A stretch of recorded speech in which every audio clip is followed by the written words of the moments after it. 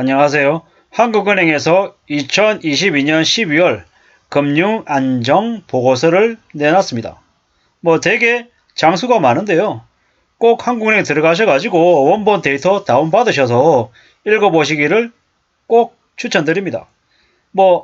가계는 소득 대비 가계부채가 떨어졌다고 하나 연체율이 상승하고 있다고 하고 있고요. 기업은 수익성은 괜찮아 보이지만 이자 지급 능력은 매우 악화됐다. 자산시장은 가격 변동성이 확대되어 있다.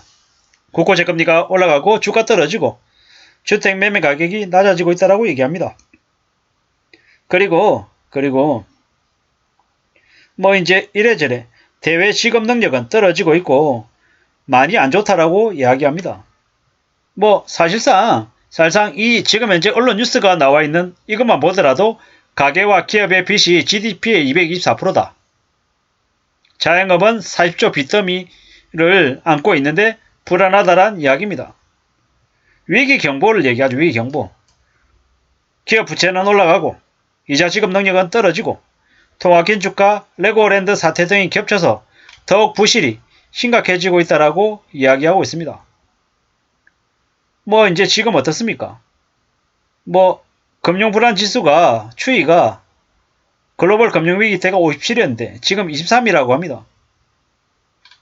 실제로는 23이 아니라 이미 지금 현재 50 이상을 넘어갔다라고 저는 보입니다. 가계와 기업의 부채가 명목 국내 총생산 GDP의 2.2배까지 늘어났다. 기업의 부채 비율도 80%를 넘겼다. 작년 말 수준보다 악화됐다라고 얘기하죠. 이 무슨 얘기입니까? 상상을 초월하는 대충격이다라고 봐야 되는 거죠. 앞으로 어떻게 되겠습니까? 그리고 사입적 규모의 자영업자 대출 부실이 발생할 수 있다. 그리고 자영업자 대출이 지난 3분기 말 현재 1014조라고 합니다. 막장이죠, 막장. 이게 이제 충격인 거죠. 이제 어떻게 될까요?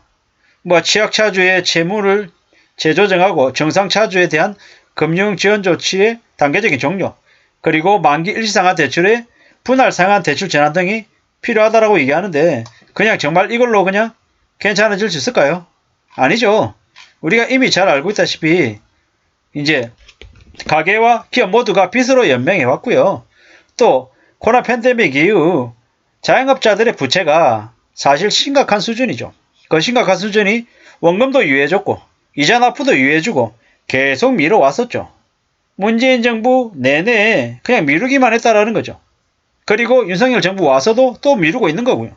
이러다가 어떻게 되겠습니까? 그냥 내일 당장 터지고 다음 달 당장 터져도 하나도 이상하지 않다라는 겁니다.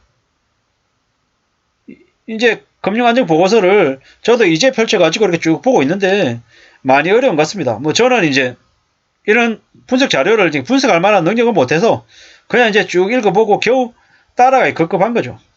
근데 이제 자영업자 대출은 좀 많이 안 좋은 것 같습니다. 뭐라고 얘기하냐면 자영업자 대출이 이제 너무 가팔라지고 있다라고 하는 거죠. 대출 증가율이 2022년 3, 4분기 중에 취약차주의 대출 증가율이 18.7%랍니다. 18.7%. 점점 불어나고 있는 거죠. 충격입니다. 충격. 이러다가 이제 채무상환 능력이 더 이제 안 좋아질 것 같은데 어떻게 되겠습니까? 어떻게? 충격인 거죠. 이게 제대로 관리는 되고 있냐? 파악은 되고 있냐? 안 믿기는 거죠. 못 믿겠는 거죠. 이러다가 어떻게 될까?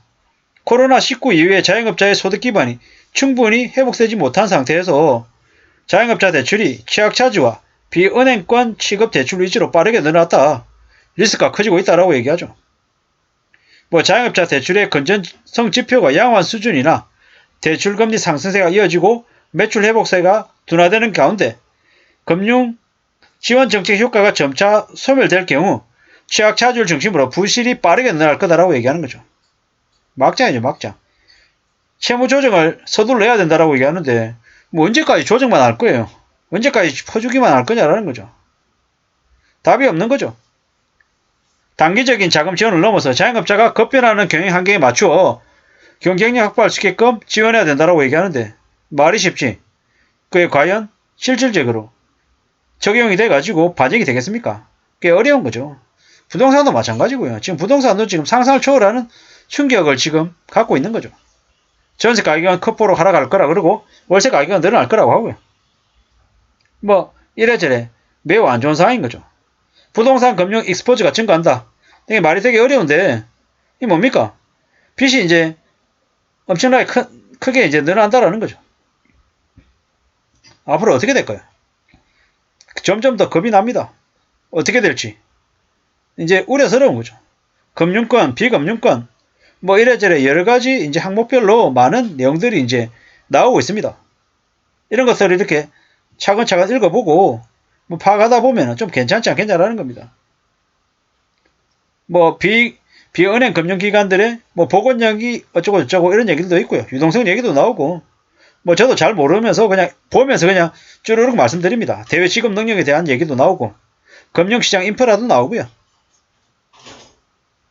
뭐 이런 것들을 계속 읽어보다 보면은 대한민국의 금융 상황이 어떠한지 어떤 부분이 취약한지 뭐 이런 것들을 아마 파악할 수 있을 것 같습니다.